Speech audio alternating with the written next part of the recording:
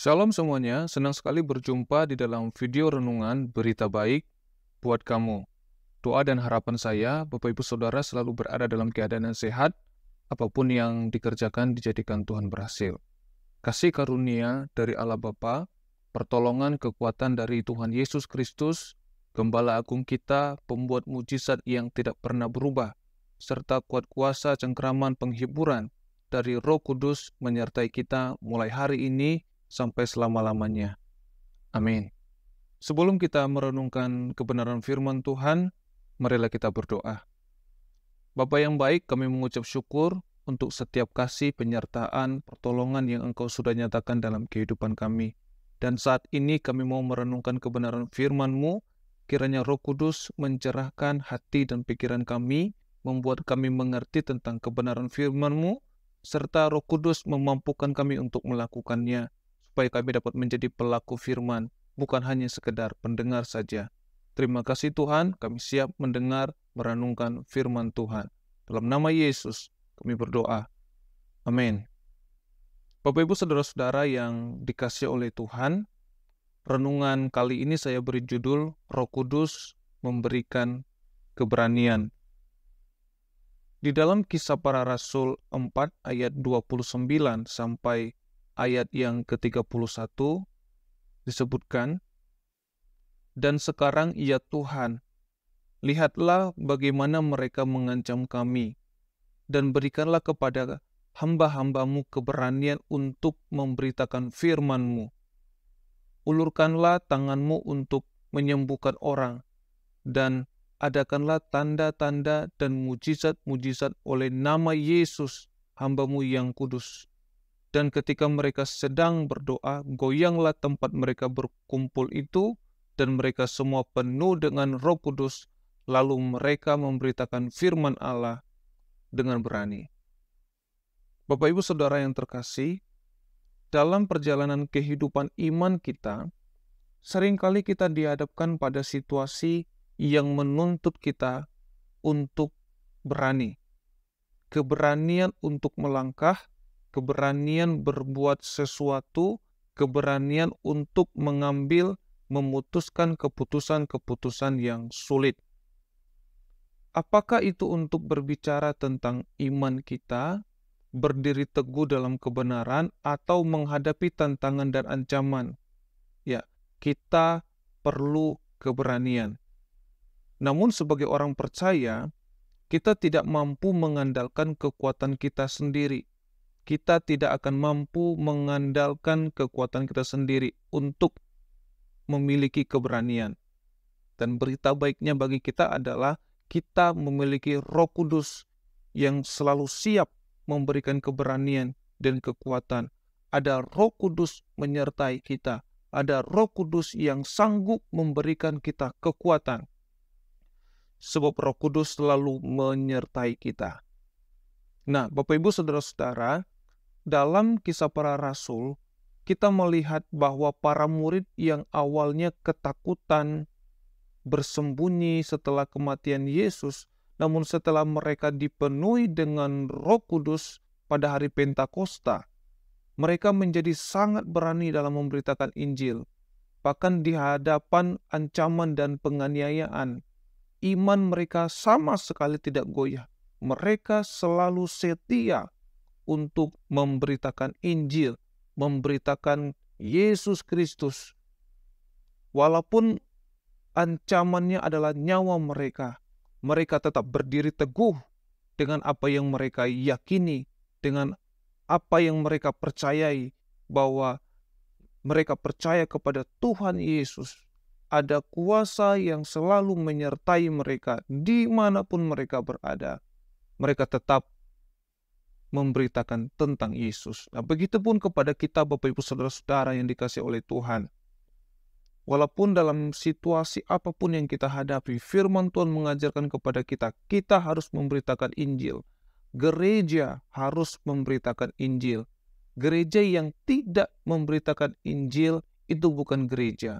Gereja yang tidak memberitakan Injil sudah senang dengan seluruh fasilitas kenyamanan, itu bukan gereja. Gereja yang dibentuk, yang dibuat oleh Yesus adalah gereja yang memberitakan Injil. Gereja harus memberitakan Injil. Nah, oleh sebab itu Bapak Ibu Saudara-saudara, mari kita sebagai anggota tubuh Kristus, sebagai gereja, kita tetap memiliki api Roh Kudus. Jangan pernah padamkan api Roh Kudus dalam kehidupan kita. Supaya apa? Supaya ada begitu banyak orang yang dimenangkan. Bapak Ibu Saudara-saudara, Roh Kudus bekerja dalam hidup kita dengan berbagai cara untuk memberikan keberanian. Yang pertama, menguatkan hati kita. Roh Kudus mengisi hati kita dengan keyakinan dan keberanian yang datang dari Tuhan. Ini memungkinkan kita untuk berbicara dan bertindak dengan keberanian dari Tuhan.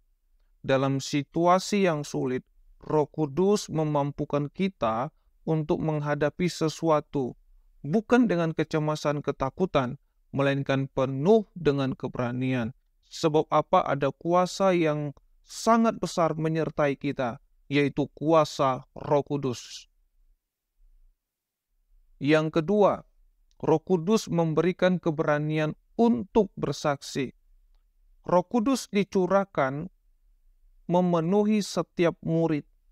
Tidak ada yang tidak dipenuhi oleh Roh Kudus.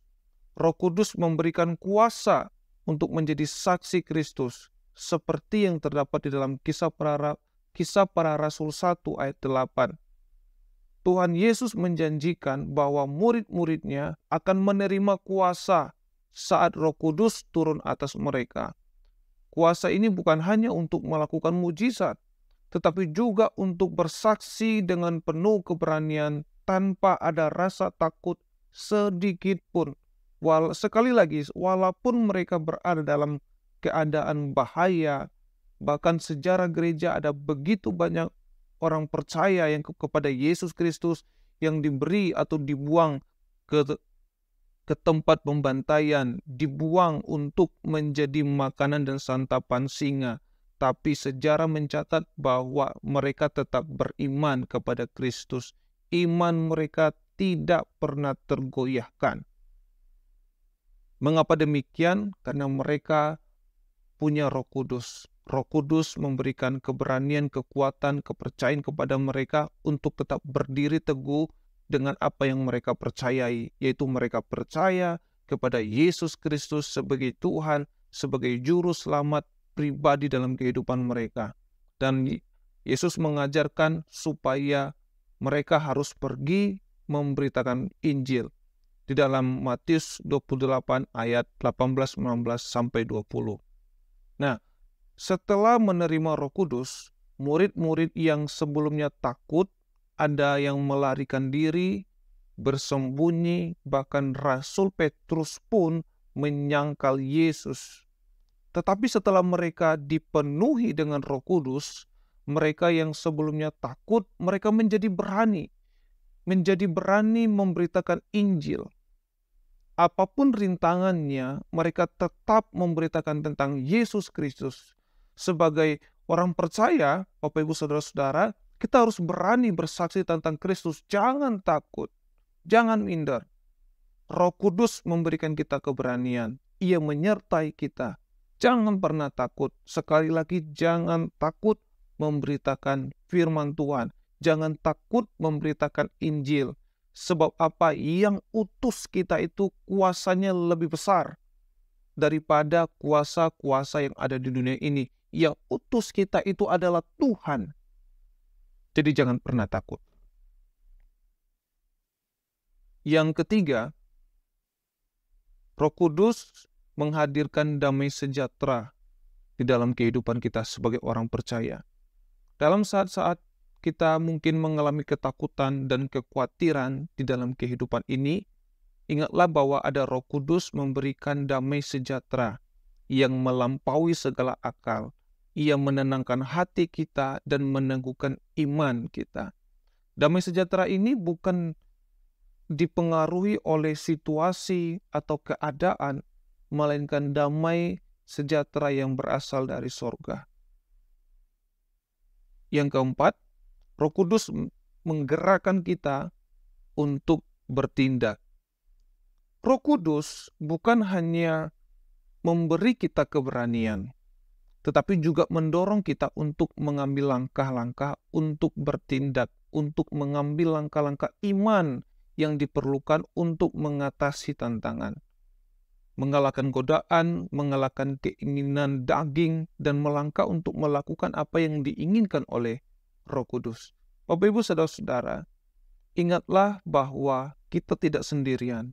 Roh Kudus dicurahkan agar ada yang menjaga, melindungi, menyertai, memberikan karunia-karunia kepada kita, membimbing, mengingatkan kita, serta memberikan kepada kita keberanian. Oleh sebab itu, ingatlah bahwa ada Roh Kudus menyertai kita. Jangan pernah takut, ada Roh Kudus yang menyertai kita. Puji Tuhan, mari kita berdoa. Tuhan, kami bersyukur untuk Roh Kudus yang Engkau berikan kepada kami. Kami mohon agar Roh Kudus terus menguatkan hati kami, memberikan kami keberanian untuk memberitakan firman-Mu, untuk bersaksi dengan berani dan teguh penuh dengan kesetiaan. Bantu kami untuk selalu mengandalkan kekuatan dan hikmat dari Roh Kudus dalam setiap situasi yang kami hadapi. Kami percaya ada Yesus beserta dengan kami. Di dalam nama Yesus kami sudah berdoa. Haleluya. Amin. Baik Bapak Ibu Saudara-saudara, sampai jumpa di dalam renungan berita baik di video kita selanjutnya. Tuhan Yesus menyertai kita. Amin.